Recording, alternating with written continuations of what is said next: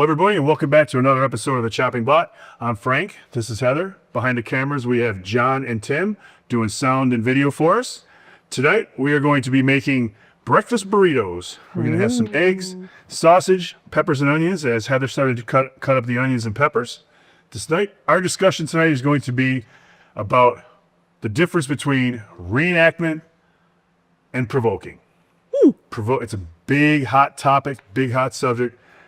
People don't like to provoke. They don't like to do this. They like to tell people they don't provoke. But in reality, everybody does a little bit of provoking because, at least in my opinion, and tell me if I'm wrong, if you're going to use a trigger object such as a music box or a piece of clothing or an item of something from that era, from that location, wouldn't that be considered provoking, so to speak? I think so. I mean, it's not really going out of your way to be nasty. No. But it is using something to provoke a response, isn't it? Right, yes. So when we reenact, we just use different tools to do the same thing.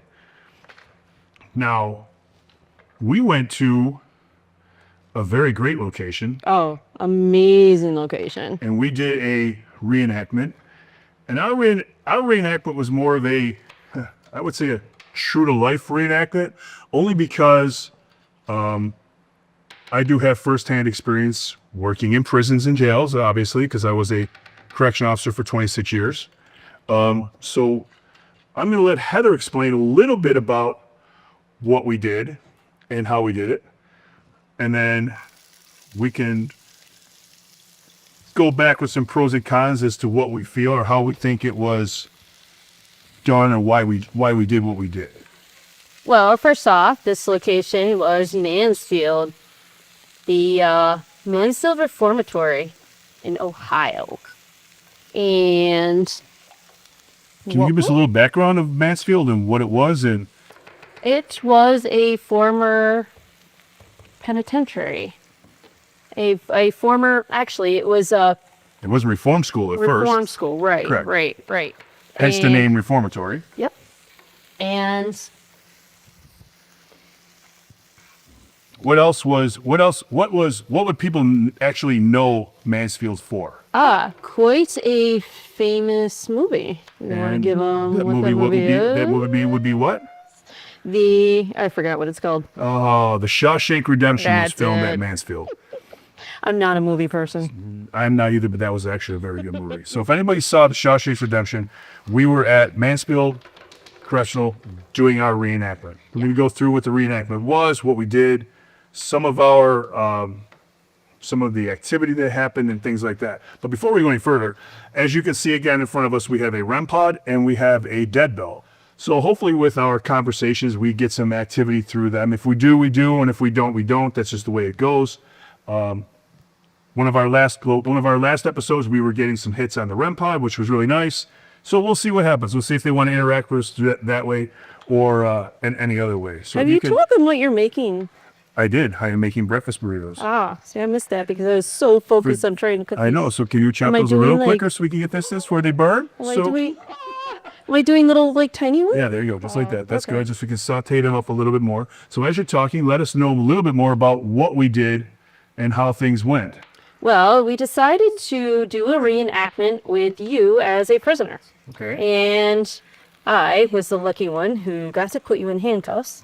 And we were with a couple other awesome investigators. Such as Dale and his son. And the amazing Tim Shaw. The amazing Tim Shaw. Who actually got a real big kick out of the fact that you had me in handcuffs and were trying to push me into a metal grate, but that's a whole nother absolutely story. The one that gave me the hand in trying to get those handcuffs on. Yeah, it was a little hard to get them behind my back, wasn't it? Tim had to squeeze your arm. Yes. So anyway, as they get me into these handcuffs, they start parading me down solitary confinement so we can get the reenactment started. We find a cell, they put me in a cell, and we start doing... I started doing different types of things. At first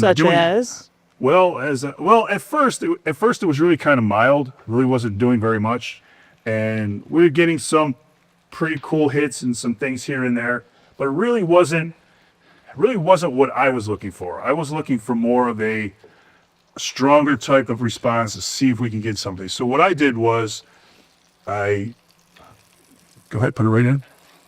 Ooh, there's some seeds. It's all good. See, they're Nobody will notice. Nope. There you go. So what I did is I pulled from my experience working inside the facilities, and I started to act out as an inmate would, which really kind of amplified some of the stuff and got us some pretty good activity. But then I really started to kick it up a notch. I started to kick the walls and shake the bars and yell and scream, and and at first we got some pretty funny stuff coming across the spirit box. Well, we were getting some laughter, and they were laughing and joking about it. And what else were we getting before all the good activity started? Oh, well, the temperature went from, decent. Well, we were there in November. Is that right? Yep. So it was about 50, 55 degrees inside the cell block Tolerable. itself. Right. Yeah, it wasn't too bad until he started up the antics, and that's when supposedly creeping this is a disaster. Keep going.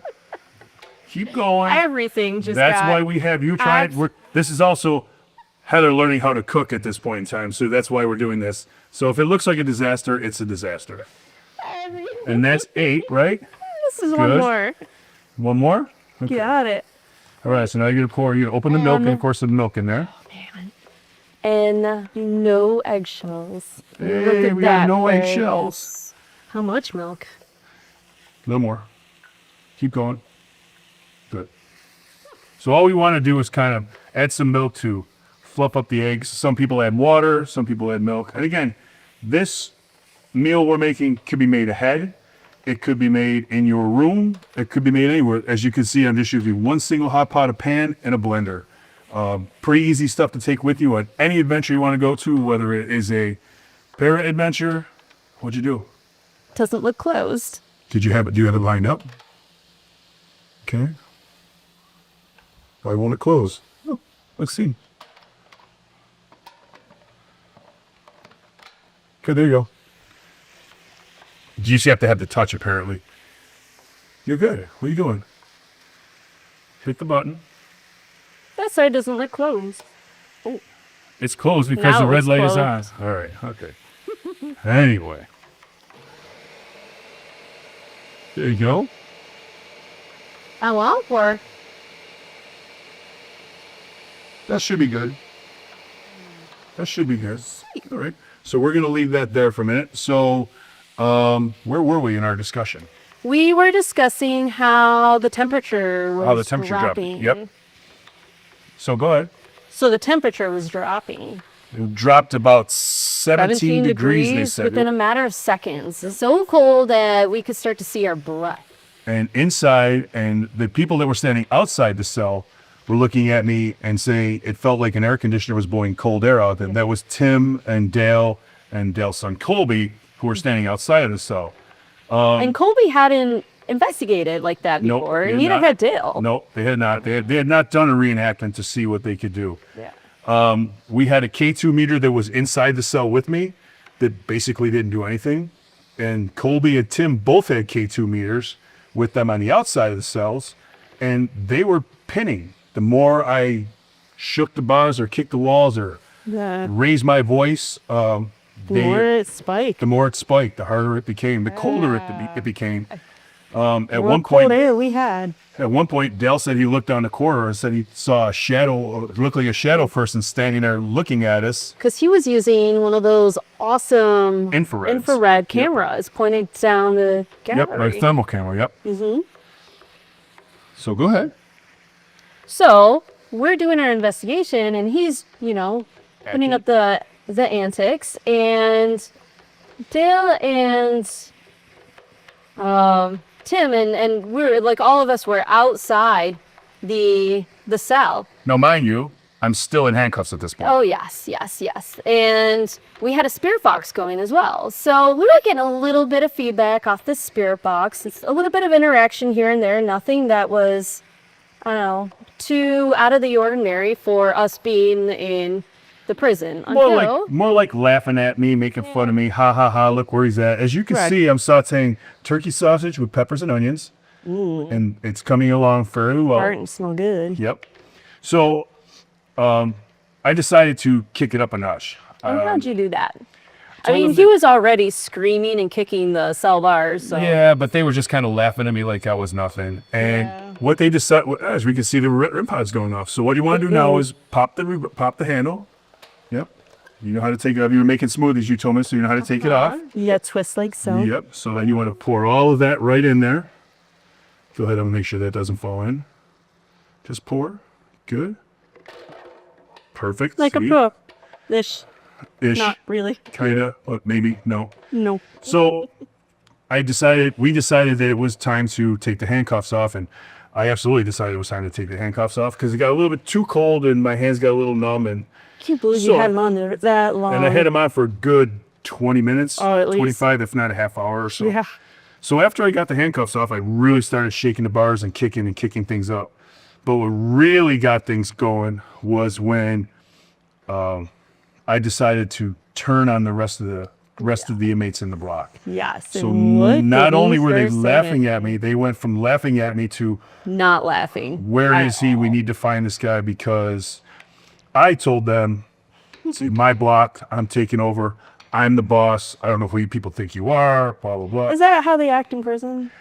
There are times that some of them do act like that, yes. So this, again. Definitely a so- reenactment. Correct. So this was, again, drawn off of my experience working in maximum security prisons for most of my career, working in solitary confinements. And actually, let me rephrase that. There really is no solitary confinements in the United States. We don't put them in cells away from anybody with windowless things. He was in, the inmates there and in where I worked were in what's called SHU. It's called a special housing unit. It's a cell block, just like any other cell block, 25 cells. There's inmates there. There's interaction all day long. So they're not put away. Solitary confinement is a buzzword that people like to use because it's nasty and They hear it on TV. and they hear it on TV and they hear people talking about it. It's relatively speaking, there's no, so anyway, it doesn't really exist. Let's put it that way. So as I'm in there, we're going back and forth and they're getting mad. They're looking for me. They want to find me. They can't find me. The spirit box is now starting to get a little bit more nastier with what they're saying. Some of the stuff they're saying. Go ahead. Yes. You can say some of the stuff and then we'll tell them exactly what they said. So, they threatened to hurt Frank. right. And At one point, the threat was they were going to kill him. correct. And then you asked how many, and they said 20. 20. So there was Yeah. we got some pretty good stuff off of there. And Yes. And after that, you could hear them calling out different areas, like I think one of them was the kitchen, one of them was, I can't remember all of them, but they were different areas in a prison. But by the cots was, specifically, it was like by the cots. What's great was there's video, right? yes, we actually have got- video. I did have it posted for a while. It is on Colby's Instagram. I actually don't have his name other than Colby right now. But I have to do it. I do have Check some out snippet Claire clips. Quigliano's Yep. Facebook page, and I'm sure if you message him, he can direct you right to it. Absolutely. And the investigation took place on November 17th of 2023. So it was only a couple years ago. I have done a couple talks on that as well. So talking to some people, some people felt it was really cool to what we did. Some people felt it was inappropriate because it was provoking Right. and you were trying to do this and trying to do that. Well, And this is one of those great examples where the debate comes up. correct. Because would you have acted like you did if you were investigating kindergarten center? No, why Or a would daycare you? center. Why would you? Right. There's nothing in there. We Yeah. call little kids names. Right. But But in a prison, correct. And you have to be if you're going to do a reenactment, you have to do your homework. You have to know what you're doing. You can't just go out provoking and calling people names just for the fun of it. why would you? Why would Well, because now know? now you're really trying to get, under their skin and elicit a response. Right. But personally, when you do your research Mm-hmm. and everybody does their research, and again, when you research and you're asking pertinent questions as to that research, aren't you provoking? Yeah. I mean, Anything we mean, do let's is face it. provoking a response by definition. By the definition, dictionary's yeah. definition. So, I mean, all of us at some point in time use history against itself. Yeah. The problem that I see with the definition of provoking and reenactment is that when provoking or when reenacting pulls out a not so nice type of response or not so nice type of spirit, however you want to say that, then you're just provoking, you're just trying to piss them off. No, that's not true. You use history against itself. You can't walk into a prison and be, hey, how are you? Rainbows this and is great. It's all rainbows and sunshine. They're not rainbows, gonna interact with you. They don't know that. And again, a lot of it goes back to knowing your the location, environment and the setting, knowing your environment, knowing the your history, setting, the location. Right. You go, like she said, if we're going to go investigate a school with a kindergarten that had something happen, we're not going to go calling people out, yelling and screaming and shaking chairs, but we're going to ask pertinent questions as to why did this happen? Who did this happen to? Why did this person do this? Everybody wants answers. Go ahead. I think, the way we act as we're living individuals, the way we interact with each other is different and varied based on the environment we're in, right? Correct. Oh, absolutely. If we're trying to reach the spirits on the other side, they were living individuals as well. Right. So why would we not change the way we behave to the environments we're in with them in the same way we do every day? We are going to begin wrapping these things, and they are in the bottom of the cooler. Excellent. Is there another special delivery coming on? Is there a special delivery coming up? I think there's going to be. I think there is. I believe there's going to be a special delivery.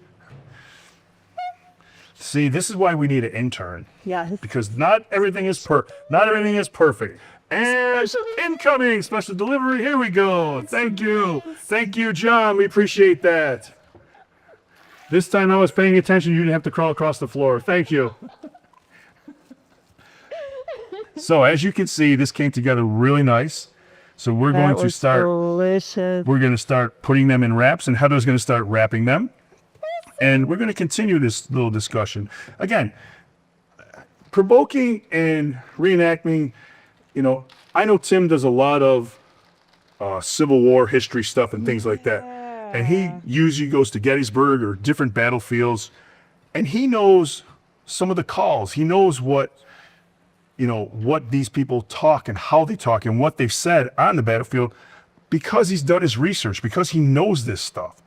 And because I worked where I worked, I know these things. I can walk into any prison, and if you really want to call it provoking, I can rile anybody up. It's real easy. It's not hard. Or I can make the situation real calm and real simple. De-escalate it, yeah. So that whole part about provoking is really, really, to me, it's really something it really sticks with me because I don't like it. I don't believe that people go out of their way to provoke and be nasty. Now, again, I am probably wrong at some points in time because some people do. Well, and the REM pod will tell me, yes, I am. Because some people do, and because... Can you hand me a plate? I can hand you a plate. And because of what you see on TV and certain people, when what they do can be considered provoking and nasty in what they do. Now, some of them I've watched, and I can agree, yes, they are going out of their way to do dumb things to elicit responses. They are not using history against themselves. They are doing this for clicks and likes and for things like that. So a lot of it goes back to what we like to call intent. What is your intent when you're on an investigation? Is your intent to elicit nasty responses? Is your intent to elicit good responses? Are you there to talk? Are you there to learn more about the history? Are you there to just make it go crazy so you can have a tale to tell when you get done? Have an intent when you go. Our intention is always to go and obviously elicit responses. We want these people to talk to us one way or the other. But we do our homework, we do our research, we ask pertinent questions, we ask and understand the situations where we're in. The set and the setting. The set and the setting. The and time period. The time periods. And if necessary, what we do is we do a reenactment. We react. We act out. We do things out of the ordinary to see and get their attention and things of that type and things of that nature. So it's really tough for me to scold anyone as to how they investigate and what they use as their reenactments or their types of stuff. So stop and think about stuff before you just say, oh, he's just being a jerk, he's just being this, he's just doing that. And really ask yourself, does he know what he's talking about? Do these people actually know what they're talking about? Are they doing this for, like I said, clicks and likes? Or are they doing it to actually get the response? And is this an experiment they're doing to see if they can get something else? Because there's hundreds of experiments and hundreds of ways you can do a lot of things that you can do. And again, stop and think of the stuff that you do before you go out there, because Absolutely. doing your research, asking questions, bringing a lock of hair, bringing a doll, bringing a bell, bringing something Trigger objects. from their trigger objects. It just so happened, if Tim and I were talking, it just so happened that the day we were all at Mansfield, I personally became the trigger object. Right. Because I knew what I was talking about. And the REM pod agrees with this. So, and it's nice that the REM pod's been going off a little bit here and there. Much like what we're talking about, or you just kind of like shut up, one of the two. So, but we're just going to keep talking anyway, because we just keep talking to keep talking. So Maybe they like you in handcuffs.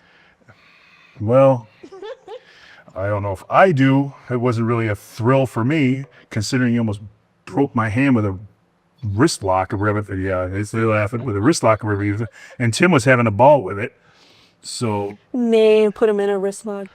yeah. So again, Pete, when you're doing things, stop and think before you criticize. And this is what this is about. Before you criticize, stop and think about what you do in your investigations. Right. And again, what works for you doesn't always work for everybody else. And it doesn't work for every place you go to. Right. And when you're out and about and you're talking to people, or hey, what do you do and what do you do and how do you do this and how do you do that? It's great to get advice from numerous sources. Right. Absolutely. Don't pigeonhole yourself into one person or one thing just to get a source from, or one way. And there's not one right way to do any of this. Exactly. It all comes down to what you want to do. What works best for you? What works best for us? When we go to West Virginia State Penn or we go somewhere else, I know we're going to come up with a new type of reenactment to get something together. And I know that it's going to be me in a cell and I'm going to be, oh no, here we go. Little side note, the person that was in the cell with me was up in the corner scared to death going, this ain't me. I don't know what's going on, but this is not me. Leave me out of this. And we're, see? And it's, the REM pod agrees with us. But overall, in the end, it was a lot of fun. We got a lot of stuff. And what ends up happening is all that energy builds. We had all that energy building. And Heather says she could see a shadow coming down the thing. Yep. And Dale said he could see the same mass. My goal at that point when I heard that was to get that mass to come through and pass through all of us, just to pass so we could actually see it. That didn't happen because apparently there were some people outside that were taking a break that heard all the noise and the noise and decided they wanted to come in and see. So what ended up happening was our energy bubble popped and burst the second they walked through the door, because it all just disappeared. It just disappeared because and it wound up too. As soon as that happened, I went, oh, something happened here. So again, we're going to wrap this up. We hope you liked the show. We hope you liked what we talked about. Again, here is what we made. We are making breakfast burritos. That was peppers and onions, turkey sausage, eggs, some shredded cheddar cheese that I used. And we're good. These are things you can take on the road with you again. Prep beforehand or afterwards. But to wrap it all up, as we like to say here at the Chopping Block, unlike the people in Raceway, we want you to come back and see us again. Thank you guys. Have a great night, and we will see you soon.